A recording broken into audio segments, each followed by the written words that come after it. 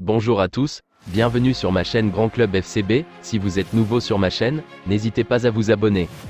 En conférence de presse, ce vendredi, et avant d'affronter Valence demain soir, l'entraîneur du FC Barcelone, Xavi, a répondu aux critiques sur les résultats actuels de son équipe. Le mercato hivernal a déjà débuté.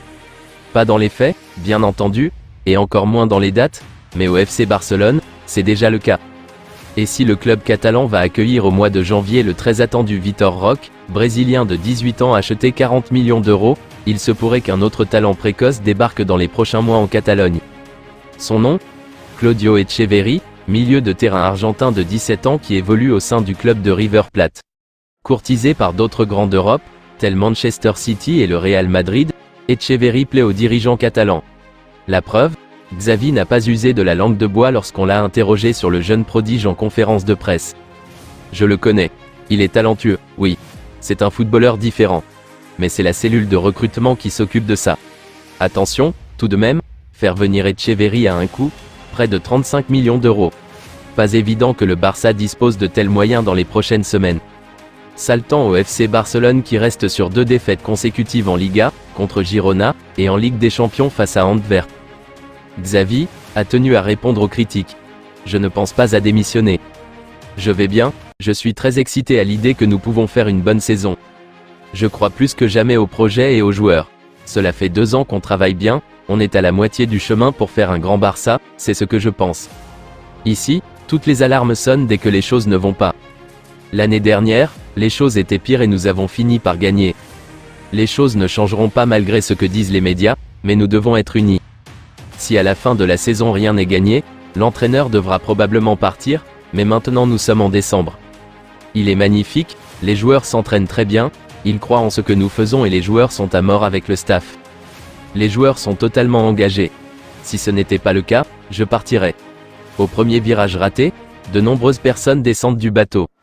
À l'intérieur, nous sommes unis. Le président ne m'a jamais laissé tomber. Je ne me sens pas seul. Même moi, je ne comprends pas. Si on avait été éliminé en Ligue des Champions, j'aurais totalement compris les critiques, mais on est qualifié en étant premier. On est encore en course partout, même si on doit s'améliorer. Une situation qui a donc fragilisé Xavi, à un tel point que certains se demandent s'il sera encore en poste en janvier. En tout cas, une tendance semble se confirmer, si le FC Barcelone ne remporte aucun titre majeur cette saison, Xavi sera évincé. Preuve un peu plus que Xavi est sur un siège éjectable, le directeur sportif du FCB, Deco, a déjà une priorité en tête pour le remplacer. En effet, Roberto De Zerbi qui est actuellement en poste à Brighton et qui fut un temps convoité par l'OL et l'OM, est visiblement la priorité du club catalan pour remplacer Xavi. La question est désormais de savoir à quel horizon.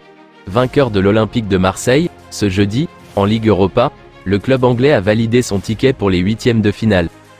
Même si en Première Ligue les Seagulls sont moins impressionnants que la saison dernière, il y a peu de chances que le board Brighton accepte de le laisser partir en cours de saison.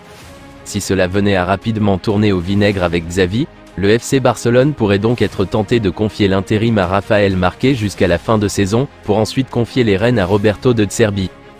Déçu de leur performance en première partie de saison, le FC Barcelone est déterminé à se renforcer lors du prochain mercato hivernal. L'objectif est de consolider le milieu de terrain, notamment en recrutant Bruno Guimaraes, actuellement en grande forme sous les couleurs de Newcastle.